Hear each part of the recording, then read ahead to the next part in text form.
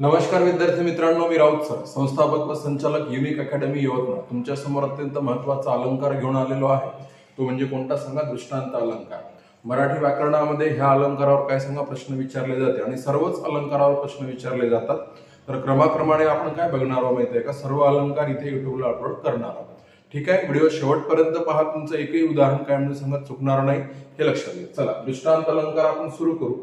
तर लक्ष द्या, प्रत्येकाने इथे आपण काय करतोय सांगा? दृष्टांत अलंकार या ठिकाणी बघत आहोत। दृष्टांत अलंकार म्हणजे काय होतो तो एक महत्त्वाचा मुद्दा आहे आपल्यासाठी, ते लक्षात घ्या। दृष्टांत या शब्दाचा अर्थ काय होतो? तर दृष्टांत या शब्दाचा अर्थ होतो उदाहरण किंवा दाखला। जसं आपण शाळा कॉलेजमध्ये जातो, एखादा विषय शिकतो, जसं मराठी, इंग्रजी, अर्थ, राज्य, भूगोल, इतिहास असे काय सांगा विषय शिकत असतो। असे विषय शिकत असताना काय होते माहिती आहे का, की आपल्याला सिलेबसची पुस्तके सुद्धा आपल्याकडे असतात। पण मला एक गोष्ट सांगा, तुम्ही जर समजा पुस्तकामध्ये जसे शब्द दिलेले आहे, जसा सिलेबस दिलेला आहे, जर समजा तसाच्या तसा जर सिलेबस वर्ड टू वर्ड आपल्याला जर शिक्षक शिकवत असेल, तर शिक्षकांच्या शिकवणीमध्ये आणि आपल्या काय सांगा सिलेबसमध्ये काही फरक राहील का? आपल्या पुस्तकामध्ये आणि शिक्षकांच्या बोलण्यामध्ये काही फरक राहील का? नाही।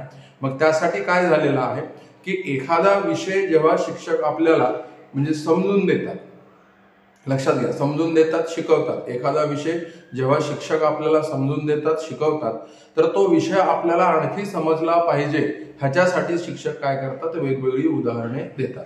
मग ती आपल्या दैनंदिन जीवनाशी संबंधित सुद्धा उदाहरणे राहू शकतात, किंवा एखादा रूल सांगितला, एखादा नियम सांगितला, तर त्याची काय असतात सांगा? एक्झाम्पल असतात। मग तुम्ही जसं शिक्षकांना विचारता एखादा रूल सांगितल्यावर, सर एखादं एक्झाम्पल द्या म्हणता, बरोबर आहे, एखादं उदाहरण द्या, तर तो नेमका शब्दाचा अर्थ काय होतो? दृष्टांत अलंकार।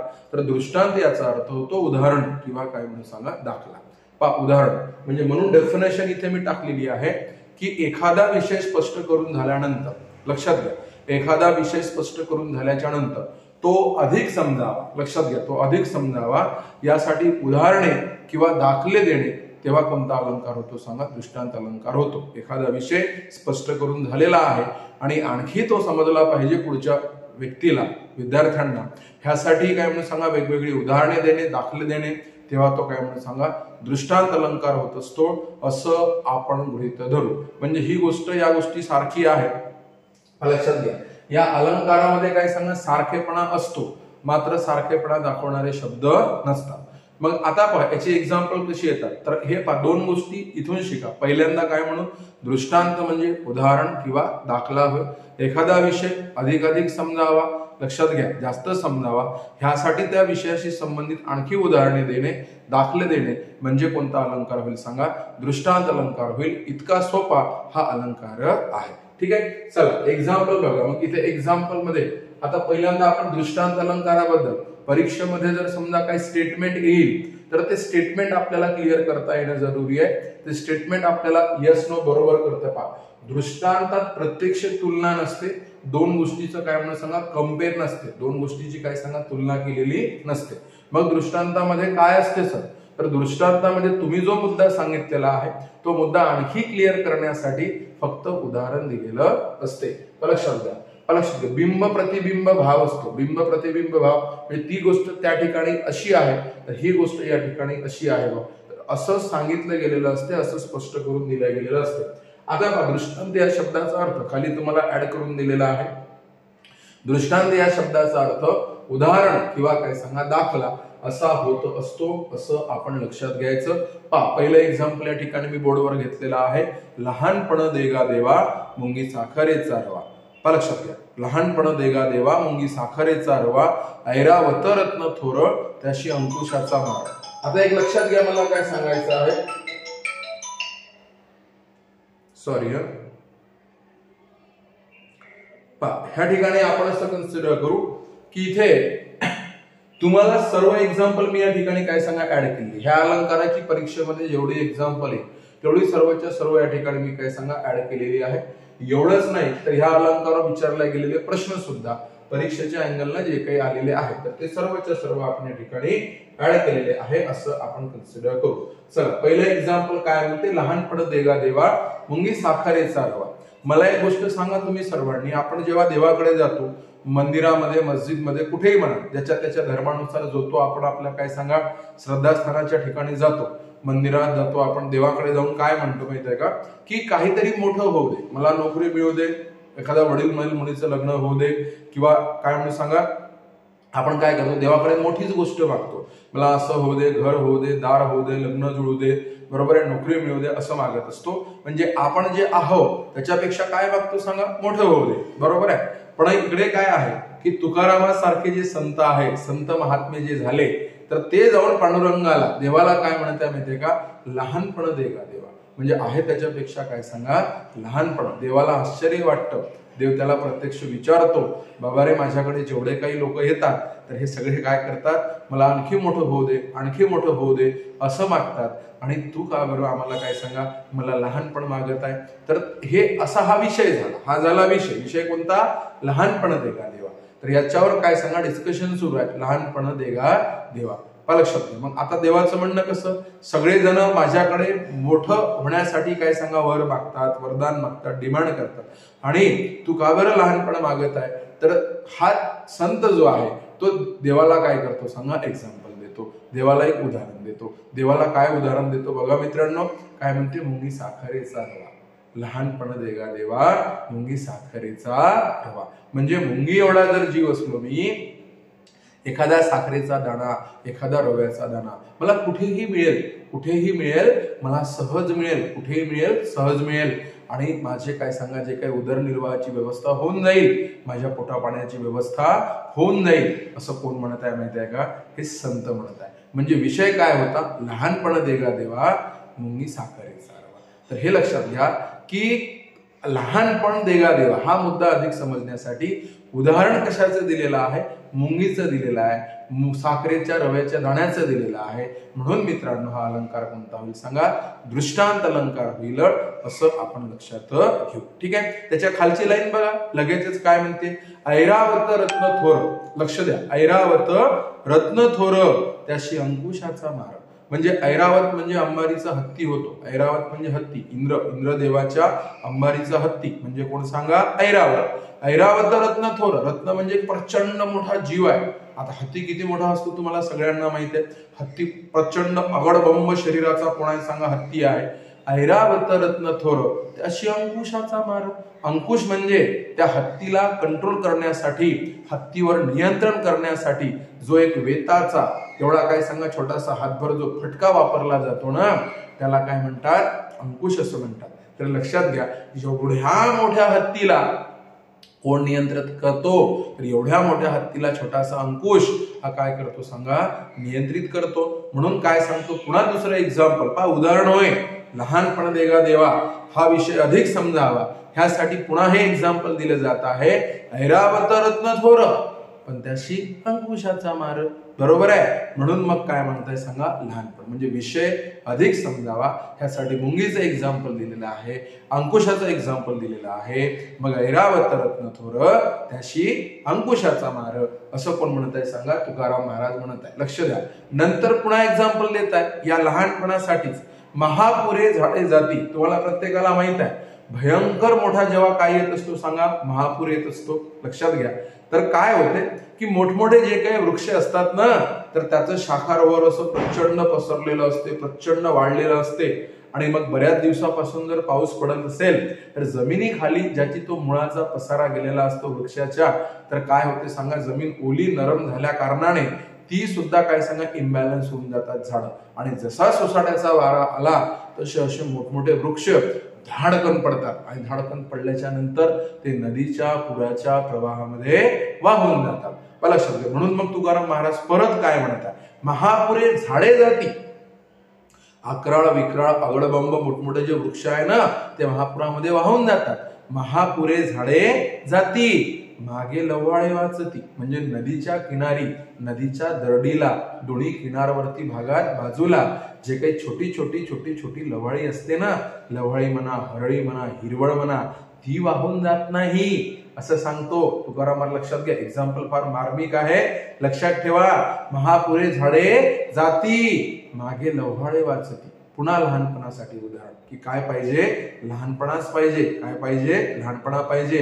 जया अंगी मोठेपण, ज्याच्या अंगी मोठपणा आहे, भयंकर मोठपणा आहे, तया यातना कठीण. मग तया यातना सुद्धा कठीण, ज्याच्या अंगी मोठपणा. आता उदाहरण मी सांगतो तुम्हाला कसं असते. समजा तुम्ही एखादा 3 रुपयावाला पेन घेतला, 2-3 दिवस वापरला आणि मग तो हरवला, तुम्हाला काही त्रास होत नाही. पेन जर समजा 50 रुपयाचा असेल, तुम्हाला थोडासा त्रास होतो. पेन जर 500 रुपयाचा असेल आणि तो हरवला, आपल्याला फार टेन्शन येतं. म्हणून जशी जशी गोष्ट मोठी मोठी होत जाईल, जया अंगी मोठेपण तया यातना कठीण, तसं तसं काय सांगा, दुःख सुद्धा वाढत जाते, त्रास सुद्धा वाढत जातो. समजा तुमची 10 वर्षापूर्वीची सायकल आहे. पहा, हे देतो मी, ती उदाहरणं आहे. आणि हाच अलंकार म्हणजे कोणता अलंकार होतो सांगा, दृष्टांत अलंकार होतो, असं लक्षात घ्या. तर आता बघा, मला काय सांगायचं आहे की तुमची 10 वर्षापूर्वीची काय सांगा सायकल आहे. 10 वर्षापूर्वीची सायकल आहे. किती वर्षापूर्वीची सर? 10 वर्षापूर्वीची सायकल आहे. त्याला कुणी ठोस मारली, पडली. जर समजा त्याचा पडल्यानंतर तुम्ही पाय टेकवला, हँडल वाकडा झाला आणि मग त्याच्यानंतर तुम्हाला त्याला त्रास नाही, तुम्हाला त्रास नाही.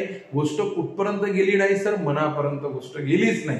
बरोबर आहे. तुम्ही दोन्ही पायाच्या मध्ये धरलं, हँडल सरळ केला आणि चालले. तुम्ही त्याला सॉरी म्हटलं, त्याने तुम्हाला सॉरी म्हटलं, नो प्रॉब्लेम. ठीक आहे. पण जर समजा तुम्ही आजच शोरूम मधून गाडी आणली, 2 लाख रुपयाची काय सांगा गाडी आणली आणि त्याला थोडासा क्रॅश गेला, तर त्रास होतो मित्रांनो. लक्षात घ्या, तेवढा गाडी आणण्याचा आनंद हा खतम होतो. जया अंगी मोठेपण तया यातना कठीण. तीच गाडी जर समजा 4 व्हीलर असेल, कार असेल, आताच घरी आणली, 45 लाख रुपयाची कार तुम्ही घरी आणली आणि पार्किंग मध्ये लावत असताना थोडासा जर समजा क्रॅश गेला, तर आपला तो 45 लाखांचा आनंद काय सांगा मावळून जातो. हे लक्षात घ्या. म्हणून जया अंगी मोठेपण तया यातना कठीण. तर ही झाली उदाहरणं. अलंकार कोणता होतो? दृष्टांत. दृष्टांत याचा अर्थ काय सांगा, दाखला असा होत असतो. म्हणून मग तुकाराम महाराज लहानपणासाठी एक्झाम्पल काय देतात लक्ष द्या. महापुरे झाडे जाती, मागे लव्हाळे वाचती. महापुरे झाडे जाती, तेथे लव्हाळे वाचती. जया अंगी मोठेपण तया यातना कठीण. असं कोण म्हणत आहे? तर काय सांगा, तुकाराम महाराज सांगत आहे. नंतर पहा, लक्षात घ्या, नंतर इथे काय सांगा एक्झाम्पल दिल्या गेलेला आहे की जसं काय म्हणून सांगा, सुखानंतर दुःख म्हणा, दुःखानंतर सुख म्हणा, हे येतच असते. तो क्रम आहे, निसर्गाचा नियम आहे, ते जीवनचक्र आहे असं सांगायचं आहे. पहा लक्षात घ्या, इथे काय म्हणते, आली जरी कष्ट दशा अपार. समजून घ्या काय आपण कन्सिडर करू. आली जरी कष्ट दशा अपार म्हणजे आपली परिस्थिती अत्यंत दैन्य झाली, दीन झाली, दुःखाची, दारिद्र्याची, एकदमच काय म्हणून सांगा आपली परिस्थिती बिघडली, दारिद्र्य आलं, दुःख आलं, लक्षात घ्या, गरिबी आली. आली जरी कष्ट दशा अपार न टाकीती धैर्य तथापि थोर. जे मोठमोठे थोर व्यक्ती असतात, तर ते दारिद्र्याशी झुलताना, गरिबीशी झुलताना ते कधीही काय करत नाही सांगा, आपला धीर सोडत नाही. त्यांना माहित असते, काय माहित असते माहित आहे का, कितीही गरिबी आली, कितीही दारिद्र्य आलं तरी काय सांगा, हे जीवन चक्र आहे. सुखानंतर दुःख आणि दुःखानंतर सुख, असं हे जीवनाचं चक्र काय सांगा चालतच राहणार आहे. असं कोण म्हणताय माहित आहे का? म्हणजे हे एक्झाम्पल सांगत आहे. केला जरी पोत बळेची खाली. आता बघा, केला जरी पोत, पोत म्हणजे काय होते ते लक्षात ठेवा. मशाल किंवा तुम्ही ग्रामीण भागात टेम्हा म्हणता. पूर्वी काय सांगा, तेल टाकून तो चिंध्या गुंडाळून टेम्हा बनवला जायचा आणि तो टेम्हा, आता त्याची ज्वाला जी असते ना, ज्वाला समजून घ्या मी काय म्हणत आहोत. तर तो टेम्हा कसा असा आपण वर धरून जात असतो. एखादा टेम्हा वगैरे अंधारात वगैरे चित्रपटात पाहिलं असेल तुम्ही, ऐतिहासिक मराठी चित्रपटात वगैरे. तर तो टेम्हा जर समजा असा खाली जरी केला, म्हणजे असा वर धरून न जाता त्याला असा खाली जरी केला ना, तरी त्याचा ज्वाळा कुठे जातो, वरच्या दिशेला येत असतो.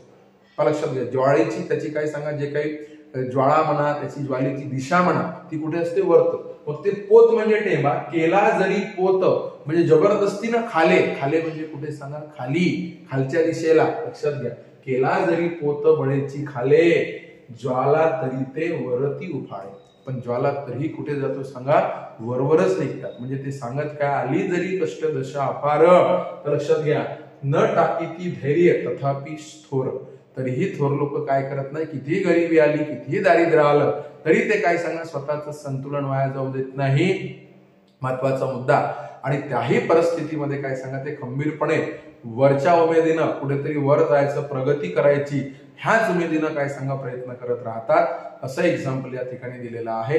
म्हणजे थोर लोकांबद्दल बोलत असताना उदाहरण कोणाचं मांडलेलं आहे सांगा या ठिकाणी, दृष्टांत कोणाचा दिलेला आहे, दाखला कोणाचा दिलेला आहे, तर दृष्टांत किंवा दाखला कोणाचा दिलेला आहे सांगा, हा पोत किंवा हा काय सांगा टेंबा ह्याचा दिलेला आहे, वैशालीचा दिलेला आहे.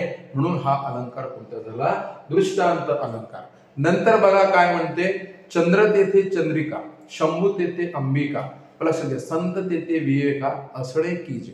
चंद्र तेथे चंद्रिका, शंभू तेथे अंबिका, संत तेथे विवेका असणे कीजे, असणे कीजे असं म्हणतात. म्हणजे याचा अर्थ काय होतो पहा लक्षात घ्या. इथे साधं एक्झाम्पल आहे की तुम्ही ज्याच्या संगतीनं राहाल तो संगतीचा गुण तुम्हाला लागेलच. लक्षात ठेवा. जर समजा तुम्ही चांगल्या मित्रांच्या संगतीमध्ये असाल तर चांगली संगती होईल. आपण ज्यांच्या संगतीमध्ये आहोत तर लोक त्याच संगतीमध्ये आपल्याला काय सांगा बघणार आहे. समजा तुम्ही काय म्हणून सांगा, एका तुमचे 2-4 मित्र कलेक्टर आहे, त्यांच्यासोबत तुम्ही फिरत आहे तर लोक तुम्हाला अधिकारी समजणार आहे. हे लक्षात घ्या. तुम्ही गुंडांच्या सोबत फिरत आहे, लोक तुम्हाला गुंड समजणार आहे. ही उदाहरणं झाली जी देत आहोत. लक्षात घ्या. तुम्ही जर समजा इंजिनियर लोकांच्या टोळीमध्ये आहे तर तुम्ही सुद्धा एक काय सांगा इंजिनियर आहे. हे लक्षात घ्या. मग आता काय सांगायचं आहे की चंद्र तेथे चंद्रिका, म्हणजे जिथे चंद्र आहे तिथे कोण आहे सांगा, चांदण्या पण आहे. हे एक्झाम्पल. शंभू तेथे अंबिका, मग जिथे काय सांगा शंभू आहे, शंकर आहे, तिथे काय सांगा अंबिका सुद्धा आहे. संत आहे त्या ठिकाणी विवेक आहे, म्हणजे संत ज्या ठिकाणी असेल त्या ठिकाणी सत्सद विवेक बुद्धी आहे, तिथे बुद्धी आहे, सत्सद विवेक बुद्धी आहे. तिथे काय सांगा म्हणजे अक्कल आहे, बुद्धी आहे. लक्षात घ्या. पुढाठाई आणि विवेक आहे संतांच्या ठिकाणी. म्हणजे एक्झाम्पल कसं दिलेलं आहे बघा, की संत तिथे विवेका असं म्हणत असताना, संत तिथे काय सांगा विवेका असं म्हणत असताना त्याने जसं संत ज्या ठिकाणी असेल, संत महात्मा ज्या ठिकाणी असेल त्या ठिकाणी बुद्धी असणारच आहे असं कोणाचं सांगा कवीचं म्हणणं आहे. मग त्यांनी कसं एक्झाम्पल दिलं, चंद्र आहे आकाशात, तिथे काय सांगा चंद्रिका आहे, चांदण्या आहे, शंभू आहे, त्या ठिकाणी पार्वती आहे, अंबिका आहे. मग चंद्र तेथे चंद्रिका, शंभू तेथे अंबिका, संत तेथे विवेका असणे कीजे. एक्झाम्पल, उदाहरण काय दिलेली आहे, चंद्र आहे तिथे चांदणी आहे, उदाहरण शंभू आहे तिथे पार्वती आहे, अंबिका आहे, उदाहरण. आणि ते कोणाला क्लिअर करण्यासाठी मग संत आहे तिथे कोण सांगा विवेक आहे. मग एखादा संत जर समजा ढोंगी बाबा, संधी साधू, साधू बाबा असेल तर काय सांगा त्याच्या ठिकाणी विवेक नसेल तर तो संत नाही, हेही सांगितलेलं आहे. म्हणून मग काय म्हणते, संत तेथे विवेका. मग कसा असतो तो विवेक, कसा, जसं चंद्र असेल तिथे चांदणे असेल, शंभू असेल तिथे कोण सांगा अंबिका असेल, तर संत तेथे विवेका. वरील एक्झाम्पल दिलेली आहे. म्हणून अलंकार कोणता होईल तर आपण असं कन्सिडर करू, कोणता अलंकार होईल सर, दृष्टांत अलंकार होईल.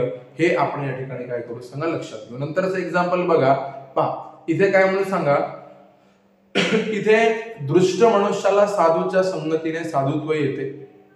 म्हणजे एखादा दृष्ट व्यक्ती आहे, तो दृष्ट आहे, तो खल आहे, तो समाज विघात कृत्य करत असतो, पण त्या दुष्ट मनुष्याला साधूच्या संगतीनं काय येते सर, तर साधुत्व येते. साधूच्या संगतीने काय म्हणून सांगा, साधुत्व येते. आता हे झालं काय सांगा उदाहरण, लक्षात घ्या. आता लक्षात घ्या, दृष्ट मनुष्याला साधूच्या संगतीने साधुत्व येते. कसं येते तर त्यासाठी उदाहरण दिलेलं आहे, हा दाखला दृष्टांत करा. जसं फुलाच्या संगतीने मातीला सुद्धा काय येतो, सुवास येतो. फुलाच्या संगतीने मातीला सुद्धा सुवास येतो. उदाहरण आपण कन्सिडर करू की जशी मोगऱ्याची फुले आहे मित्रांनो, झाडावर आहे तरी सुगंधित आहे, झाडावर आहे तरी ती आपल्याला काय देत आहे सांगा, सुगंध देतच आहे, देतच आहे, बरोबर आहे. ती तुम्ही काय म्हणून सांगा लक्षात घ्या. खाली जर पडली, जमिनीवर पडली तर तरी ती माती सुद्धा काय होईल सांगा, सुगंधित होईल. जसं एखादा काय म्हणून सांगा फुलं विकणारा व्यक्ती आहे, फुलं विकणारा काय सांगा दुकानदार आहे, त्याचं काय झालेलं आहे की त्याला स्पेशली हाताला काय सांगा गजरा माळावा लागत नाही, किंवा स्त्री जर असेल तर तिच्या केसात तिला गजरा माळण्याची आवश्यकता नाही. त्याचं कारण असं की तुम्ही जे देत असता ते तुमच्याकडे राहून जात असते, हे लक्षात घ्या. म्हणजे जो काय सांगा फुलं विकतो त्याला त्याच्या हाताला सुगंध राहून जात असतो, हे लक्षात घ्या. म्हणून इथे एक्झाम्पल काय म्हणते की दृष्ट मनुष्याला साधूच्या संगतीने काय सांगा साधुत्व येते. म्हणजे तुम्ही ज्या व्यक्तीच्या संगतीने असाल तर त्या व्यक्तीचे गुण आपल्यामध्ये येणार आहे, असं एक्झाम्पल मधून म्हणायचं आहे. म्हणून ते काय म्हणते, फुलाच्या संगतीमध्ये माती जरी असली तर त्या मातीला सुद्धा सुवास लागतो. उदाहरण काय दिलेलं आहे की फुलाच्या संगतीने मातीला काय सांगा सुवास लागतो, उदाहरण दिलंय. म्हणून अलंकार कोणता झालाय मला सांगा, दृष्टांत अलंकार झालेला आहे असं आपण कन्सिडर करू. हे पहा, इथे एक्झाम्पल परत तुकाराम महाराजांनी दिलेला आहे, एकदम छान एक्झाम्पल आहे.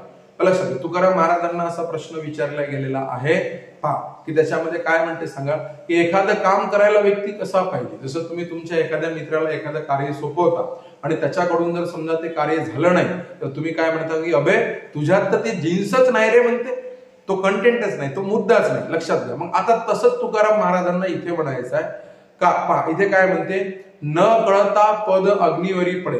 लक्षात घ्या, तुकाराम महाराजांना इथे काय म्हणायचंय पहा, सॉरी लक्ष द्या इथे, की जसं रिझल्ट बद्दल बोलायचं आहे पहा. मी आता जे बोललो ते दुसऱ्या एक्झाम्पल विषय आहे, हे लक्षात घ्या. आता इथे या एक्झाम्पल बद्दल बोलू, की रिझल्ट कसा मिळतो. की कोणीतरी विचारलं की बाबा रे हरिनाम केव्हा घ्यायचं, देवाचं नाव केव्हा घ्यायचं, देवाचं नाव केव्हा घ्यायचं. ह्यासाठी काय म्हणून सांगा, तुकाराम महाराज सांगत आहे की देवाचं नाव केव्हा घ्यायचं, देवाचं नाव केव्हा घ्यायचं, केव्हाही घ्या, केव्हाही घ्या. मग चालते का, केव्हाही घेतलं तर चालते का, पण नक्कीच चालते, तुम्ही केव्हाही घ्या.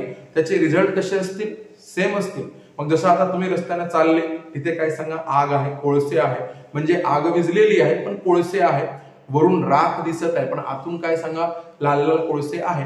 मग तुमचा पाय समजा पडला, आता पाय तर पडला असंच म्हणू, ठेवला असं तो होणार नाही. आपण ठेवायला मूर्ख आहोत का, नाही. लक्षात घ्या. पण तुकाराम महाराज काय म्हणतात हे लक्षात घ्या, न कळता पद अग्निवरी पडे. न कळता, माहित नाही तुम्हाला, माहित नाही, पद म्हणजे पाय, कुठे पडला, अग्निवरी पडे. न कळता पद अग्निवरी पडे, न करी दाह, म्हणजे तो आपल्याला दाह करणार नाही, तो आपल्याला दुःख देणार नाही, वेदना देणार, लासणार नाही. बरोबर आहे, लासणार नाही, आपल्याला फोड येणार नाही, चामडं निघणार नाही, असं कधी घडत नाही. न कळता पद अग्निवरी पडे, न करी दाह असे कधी न घडे. म्हणजे ते तुम्ही मुद्दामून ठेवा किंवा काय सांगा चुकून पडू द्या, रिझल्ट सारखा. मग देवाच्या नामाचंही तसंच आहे. अजित नाम, अजित म्हणजे ज्याला कोणी जिंकू शकले नाही, अजित. अजित म्हणजे परमेश्वर, ईश्वर. अजित नाम, देवाचे नाम. वदो भलत्या मिसे, म्हणजे देवाचे नाम तुम्ही कोणत्याही कारणानं घ्या, म्हणजे तुम्ही केव्हाही घ्या, कोणत्याही कारणानं घ्या, तुमची भावना चांगली असू द्या किंवा नसू द्या. अजित नाम वदो भलत्या मिसे. भलत्या कोणते, मिसे म्हणजे कारणाने, भलत्या म्हणजे कोणत्याही. अजित नाम वदो भलत्या मिसे. सकल, सकल म्हणजे सर्व. सकल पातक, पातक म्हणजे तुमची पापे. लक्षात घ्या, सकल पातक भस्म करीत असे. सकल पातक भस्म करीत असे, म्हणजे हे लक्षात घ्या. त्याने काय, नामस्मरण केव्हा करावं आणि त्याचे रिझल्ट कसे मिळतात हे सांगण्यासाठी तुकाराम महाराजांनी कोळशाचं उदाहरण दिलेलं आहे. त्याच्यात काय सांगितलेलं आहे माहित आहे का, की न कळता पद अग्निवरी पडे, न करी दाह असे कधी न घडे. अजित नाम वदो भलत्या मिसे, कोणत्याही कारणाने तुम्ही देवाचं नाव घ्या, सकल पातक भस्म करीत असे. मग कोळशावर मुद्दामून पाय ठेवा किंवा चुकून पडू द्या, रिझल्ट कसा असतो, सारखा असतो. मग नामस्मरण, देवाचं नामस्मरण जे काही असते, तर तुम्ही काय सांगा, मुद्दामून करा, तुमच्या हातून चुकून घडू द्या. जसं सकाळी उठले की लोक काय म्हणतात माहिती आहे का, राम राम राम राम राम राम. तर हे काय सांगा, ते कारण आहे त्याची. अजित नाम वदो भलत्या मिसे, सकल पातक भस्म करीत असे. तर हे काय झालं सांगा, दृष्टांत अलंकाराचं एक्झाम्पल झालं. कशाचा दृष्टांत दिला, कशाचं उदाहरण दिलं, तर उत्तर काय म्हणून सांगा आपण, कोळशाचं काय म्हणून सांगा, अग्नीचं एक्झाम्पल या ठिकाणी दिलेलं आहे, असं आपण गृहीत धरू. तर आता मी पुन्हा सांगतो, पहा लक्षात घ्या इथे, की कोणतंही काम करायला जातीचाच व्यक्ती पाहिजे, त्याच्यात ते जीन्स पाहिजेच. लक्षात घ्या, म्हणजे असं कोणीही चालत नाही. तुम्ही काय म्हणून सांगा, एखाद्या व्यक्तीला उचललं आणि त्याला काय म्हटलं की हे काम कर बाबा, तर त्याचं प्रशिक्षण असतं, त्याचं शिक्षण असतं, त्याच्याशिवाय तो ते काम करू शकतो का, त्याच्याशिवाय तो ते काम करू शकत नाही. म्हणून मग काय, इथे कोणाचं एक्झाम्पल दिला गेलेलं आहे, राजहंसाचं एक्झाम्पल दिला गेलेलं आहे. तुकाराम महाराजांनी कोणाचं एक्झाम्पल दिलं, राजहंसाचं एक्झाम्पल दिलं. ते सांगत आहे, निवडी वेगळे क्षीर आणि पाणी. क्षीर म्हणजे दूध, लक्षात ठेवा, क्षीर समानार्थी शब्द दूध, परीक्षेत प्रश्न येतो मराठी व्याकरणामध्ये. बघा, निवडी वेगळे क्षीर आणि पाणी, राजहंस दोन्ही वेगळे आली. म्हणजे राजहंस नावाचा असा पक्षी आहे, तुम्ही बघितला असेल की तो जर समजा तुम्ही पाण्यामध्ये दूध मिसळून जर दिलं तर पाणी पितो, दूध ठेवून, म्हणजे काय सांगा, पाणी ठेवून देतो, दूध पितो. म्हणजे दोन्ही वेगवेगळं करू शकतो. म्हणजे हे त्याच्याकडे क्वालिटी आहे, तो गुणधर्म आहे, उच्च दर्जाची क्वालिटी आहे. आणि ते काम कोणाला शक्य नाही. समजा कावळ्याला दिलं, दुधात पाणी टाकून तुम्ही कोणाला दिलं, कावळ्याला दिलं, तुम्ही काय म्हणून सांगा आपल्या चिमणीला, कावळ्याला, बगड्याला दिलं, तर त्यांच्याने हे होत नाही. मग त्यासाठी तसं कार्य करण्यासाठी जातीचाच कोण पाहिजे सांगा, राजहंस पाहिजे. म्हणून तुकाराम महाराजांनी इतर राजहंसाचं एक्झाम्पल दिलेलं आहे. बघा, निवडी वेगळे क्षीर आणि पाणी, राजहंस दोन्ही वेगळा. मग तुकाराम महाराज काय म्हणतो, तुका म्हणे येथे पाहिजे जातीचे. म्हणून तुकाराम महाराज काय म्हणतो की कसे पाहिजे रे बाबा, जातीचाच राजहंस पाहिजे. ते काम कावळ्यानं, बगळ्यानं, चिमणीनं, इतर पक्षाने होत नाही. तसंच मग आपल्याला एखादं विशेष काम करायचं तर त्यासाठी सुद्धा कोण व्यक्ती पाहिजे, विशेष व्यक्तीच पाहिजे. म्हणून मग एक्झाम्पल काय झालं, निवडी वेगळे क्षीर आणि पाणी, राजहंस दोन्ही वेगळाले. तर दूध आणि दूध का दूध और पाणी का पाणी असं म्हणता ना तुम्ही, तर ही म्हण राजहंसापासून आलेली आहे. लक्षात घ्या, निवडी वेगळे क्षीर आणि पाणी, राजहंस दोन्ही वेगळाली. तुका म्हणे येते पाहिजे जातीचे, तुका काय म्हणे येते पाहिजे जातीचे, तुका म्हणे येते पाहिजे जातीचे, येरा गावाळाचे काम नव्हे. मग तसं एखादं काम जर समजा करायचं असेल तर तो जातीचाच कोण असणं जरुरी आहे सांगा, राजहंस असणं काय सांगा जरुरी आहे. हे सगळ्यात महत्वाचं कार्य. मुद्दा समजला. एक्झाम्पल कोणाचा दिलेला आहे, राजहंसाचं दिलेलं आहे. असे आपण या ठिकाणी काय करू सांगा, लक्षात घेऊ. लक्षात घ्या. आता पण तुम्हाला सांगतो इथे नंतरचं एक्झाम्पल आपण इथे घेणार आहोत. तत्पूर्वी मला एक सांगायचं मित्रांनो, जर समजा तुम्हाला व्हिडिओ आवडत असेल, यातून तुमचा फायदा होत असेल तर नक्कीच व्हिडिओला लाईक करा, शेअर करा, सबस्क्राईब करा. आणि सबस्क्राईब केल्यानंतर बाजूचं घंटीचं बटन दाबा, म्हणजे पुढच्या व्हिडिओची नोटिफिकेशन तात्काळ तुम्हाला मिळेल. एक्झाम्पल बघा काय म्हणते, मरणाच्या खाईमध्ये आयुष्य कंठले. म्हणजे वारंवार काय सांगा, आयुष्य म्हणजे आपण जगत असताना भयंकर काय म्हणून सांगा संघर्ष करावा लागला. लक्षात घ्या, घासाघासासाठी संघर्ष करावा लागला. दारिद्र्य म्हणा, बेकारी म्हणा, बेरोजगारी म्हणा, गरिबी अनुभवलेली आहे. म्हणजे आयुष्य जगलो अशातला पार्टच नाही की मरतच आलोय. पावला पावलाला काय सांगा मरतच आलो. कुठे स्वाभिमान मेला, कुठे अभिमान मेला. लक्षात घ्या, कुठे काय सांगा भूक मेली. तर बऱ्याच गोष्टी आपण म्हणजे मरणाच्या खाईतच आयुष्य कंठले. मरणाचे काय कथा बुजक बावली. म्हणजे आता मरणाची भीती दाखवतेच कोणाला, ऑलरेडी मेंटॅलिटी मेलेलोच आहे.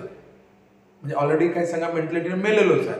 मग मरणाच्या खाईत, लक्षात घ्या, मरणाच्या खाईमध्ये आयुष्य कंठले. लक्षात घ्या. मग आता या मरण या गोष्टीची लक्षात घ्या, मरणाचे काय तथा बुजक बाहुली. म्हणजे हे काय बुजगावणं, मरणाची आम्हाला कोणाला भीती दाखवत आहे असा मुद्दा. लक्षात घ्या. मग उदाहरण काय दिलेलं आहे लक्षात घ्या, उदाहरण मस्त समजून घ्या. ग्रीष्माचा दाह काय वाळल्या तुना, हे समजणं जरुरी आहे. ग्रीष्म म्हणजे काय म्हणून सांगा, उन्हाळ्यातील परिस्थिती, कडक उन्हाळा.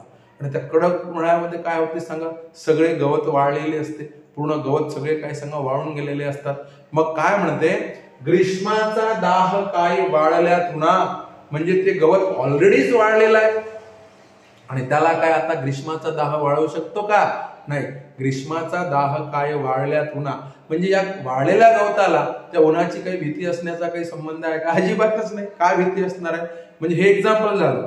म्हणजे तशात म्हणजे हे एक्झाम्पल की वाळलेलं गवत आहे, त्याला आणखी काय वाळवणार आहे. ग्रीष्माचा दाह काय वाळल्या तुना. लक्षात घ्या.